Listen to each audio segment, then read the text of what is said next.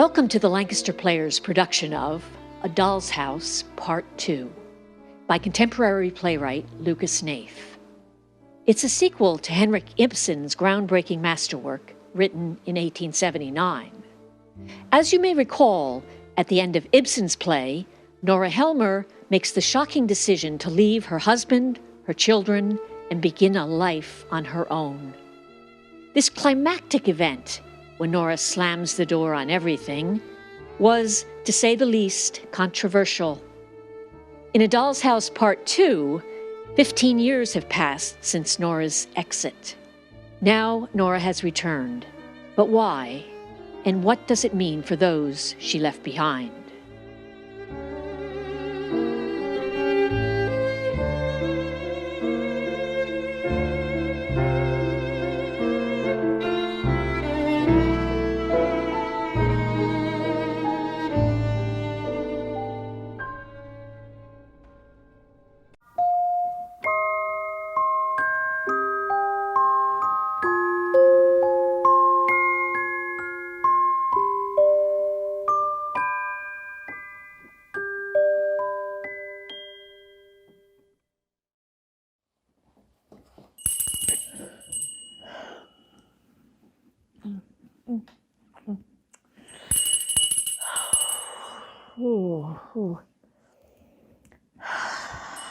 Hold on, I'm coming.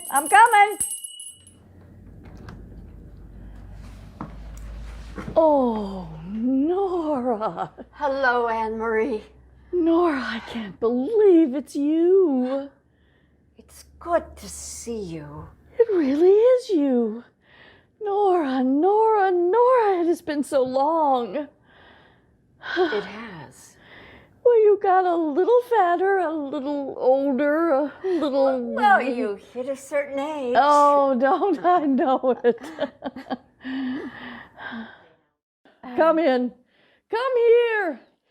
Give me a hug. It's so good to see you. How are you? Come in. There's some chairs. You can take a chair and sit in it. Don't worry about me. I'm fine. Well, I'm going to sit. My knees aren't good. However I look on the outside, inside it's all a lot worse. And how are your insides? They're good, Anne-Marie. Well, that's good. Mine, I don't know. It's like the stomach feels like it's gone all wrong. But you look good, and if your insides are all in order, then I will take your word for it. I just can't believe it's really you.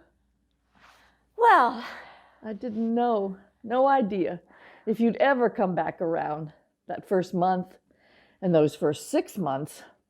The first year or 2 or 3 even, there was the thought that maybe you'd show up, come back around. But then the more time that passed, you didn't even write. No letters, nothing. 15 years. 15 years. Could have thought you'd gone off and died. I, for the record, never thought you were dead. A lot of people thought you were dead. Other people, not Torvald and the kids, of course, but a lot of people think you're dead. okay. Then I look at your clothes, and it looks like you're definitely not destitute. Nope, not at all. It looks like the opposite of destitute. I've done very well. Oh, that's just so nice. I'm happy to hear that. I never wanted bad things to happen to you. The house is... Yes? Oh, it's so... Different. From what I've remembered. Same house. Less stuff. You forget things. There was a cuckoo clock used to be there. Is that... Gone. And the cabinet with the trinkets. Gone. And my piano. That's gone too. And there, a picture, a portrait. There was a picture of my mother. I mean, of course, anything that was yours got thrown out after you left. Right. So how much time do we have left? Until... He gets back. Oh, a few hours. You're sure? He's at work. He still works. But I have been thinking, I don't know how you feel about this, but I know you're just briefly in town, and I know you said in your letter that you were just going to be very briefly in town, so I shouldn't tell the kids that you were here. You didn't tell them, did No, you? no, I didn't.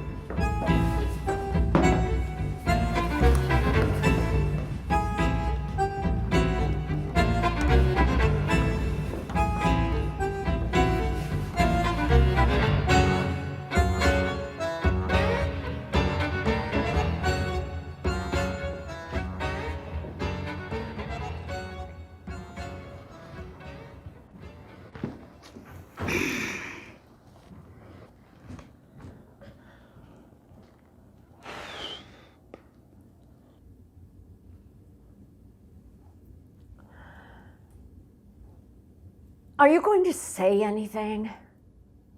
No, I don't think so. Not yet. It's not wanting to say something. It's just I don't know what to say, really. That's okay.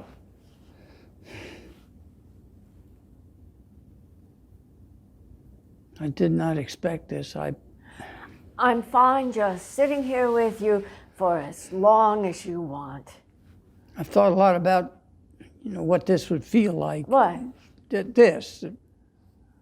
If I ran into you on the street And how do you feel, Torvald? I feel shaky. My hands are shaking. My leg is shaking. If you want, I can leave. Come back later. All right, I'll leave. I'm leaving. Tell me why you're here. Oh, maybe now's not a good time. No, just do it. Are you going to look at me? No, I doubt it. Not yet. Just talk. All right. Here's what it is, Torvald. When I left you 15 years ago, you remember that night? I told you, you're free. You have no obligation to me. I gave you my ring and you gave me yours. We agreed. We made an agreement that the marriage was done and that you would divorce me and that would be that. 15 years passed. I've been under the impression all this time that we were divorced until a few weeks ago when I found out that you never filed it. Is that true? Did you never divorce me? Why? Did I want you to leave? No. I didn't want to divorce you. You wanted that. Okay. Well, can we agree now that you'll do what you need to do to make the divorce official? And why do I need to do that? I would do it myself, but I know you know that you and I, a man and a woman, in the eyes of the law, do not have equal rights to a divorce. So I do need your help here. I can't do it by myself. Oh, you know it's not right to hold me to something that I don't want to be held to. Are you really, after all this time, going to stand in the way of me getting a divorce? It costs you nothing to do it. You're assuming that it costs me. Oh, what nothing. does it cost you? Maybe not as much as however much that dress cost you. What? Torvald. Okay, then let me tell you what it costs me because you won't file for the divorce, because you're holding me in this marriage that's not a marriage. You have made me a criminal. A criminal? Yes. How? I've behaved as an unmarried woman. I have conducted business that married women are not allowed to conduct without the consent of their husbands, signed contracts that are now void. I could be prosecuted and put in prison, and believe me, there are people who would have me prosecuted, who would have me dragged through the mud. You're that unpopular, huh? This doesn't just apply to me, Torvald. This affects you.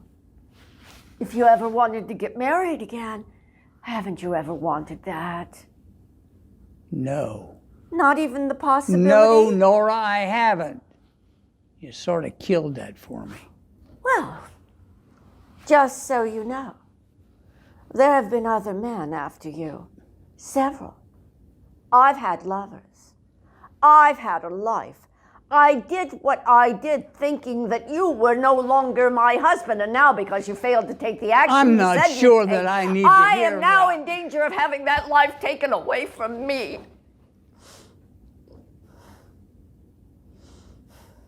You left. You left me. You walked out this door, you left me. You left the kids, and when I think back and what happened, I think to myself, I have one big regret. I wish I left you.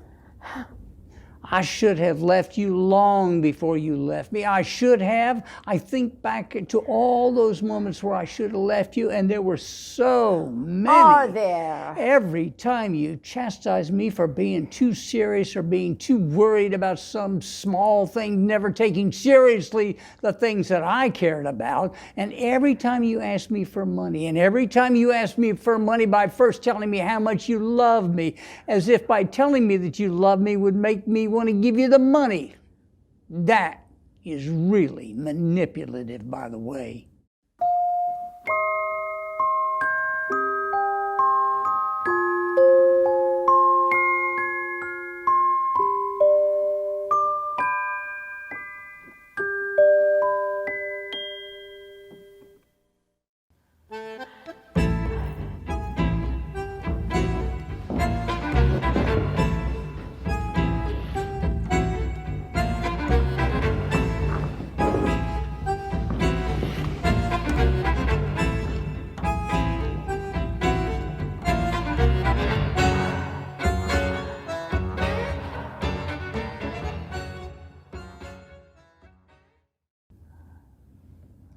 Hello.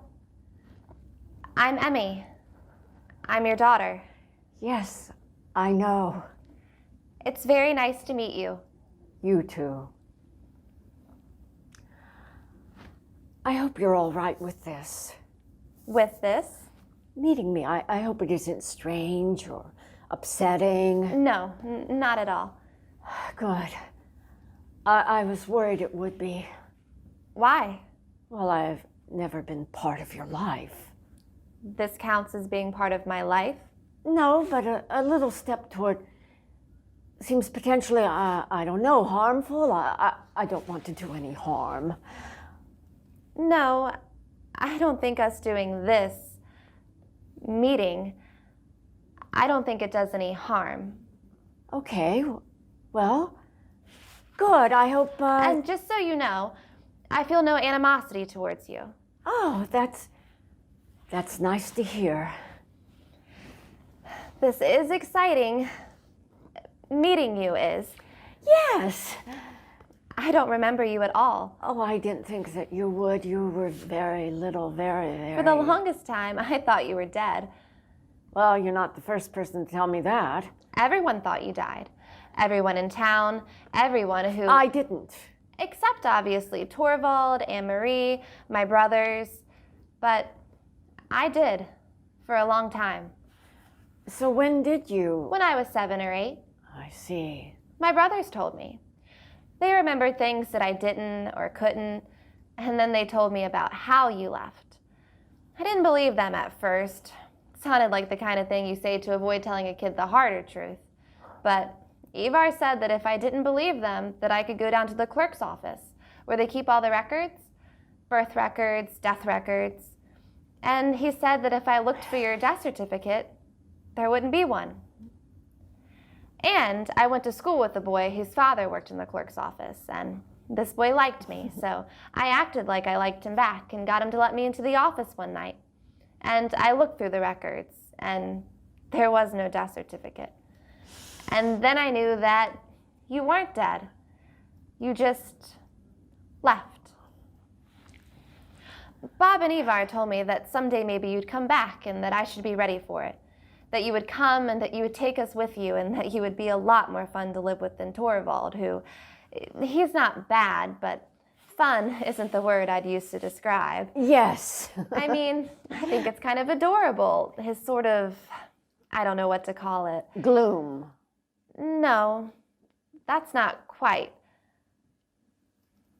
Bob remembered you best. Oh, Bob.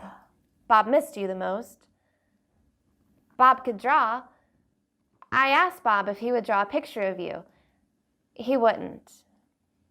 Ivar said that it was probably because if he did, Bob would start crying, and Bob never liked to be seen crying because he thought crying made his face look fat. Yes. I do remember that about Bob, about him. Not about the fat face thing, but the crying. He doesn't still do that. He does. Poor Bob. Ivar, on the other hand, The opposite of Bob. in every way. Yes. Now, tell me something you remember about me. You. Yes. What should I? Oh, well, here's something. When you were born, Yes. oh, I had you very fast. You came right out of me like you were racing to get out into the world, like you couldn't wait. The boys, they were very slow. I was in labor for, oh God, it was terrible. But you were very, very easy. So you can put that into your book of memories. And tell me something about you. Oh, like what? Oh, I don't know. Are you happy? Yes, very. What makes you happy? My work makes me happy. I like my house. I have a nice little house. It's by a lake. It's quiet. That sounds nice. And are you happy, Emmy? I am. What makes you happy? All sorts of things. I have enough money. I have enough food. Physically, I'm fine. There aren't problems with my health. Oh, that's good. I actually think, in a lot of ways, things turn out better because you weren't around. I think I'm better at life because of it. I had a lot more responsibility. I had to deal with some difficult truths about life at an earlier age than you usually have to deal with those types of things. I feel bad for the kids who growing up had the usual life. I feel special. That's good to hear. I'm happy that... People say I'm an old soul. Oh, yes, yes. You seem very grown up, very adult, very impressive. Thank you. And you. You've done well because of it too, haven't you? What do you mean? And Marie told me that you have your own money and that you write books. Oh, I do.